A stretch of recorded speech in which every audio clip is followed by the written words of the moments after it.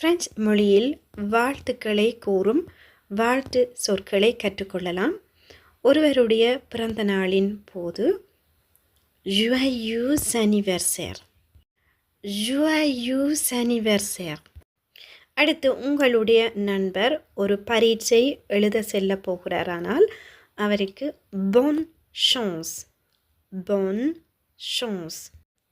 அடுத்து யாரும் பயணம் புறப்படுவதற்கு முன்னர் பொன் voyage, பொன் voyage.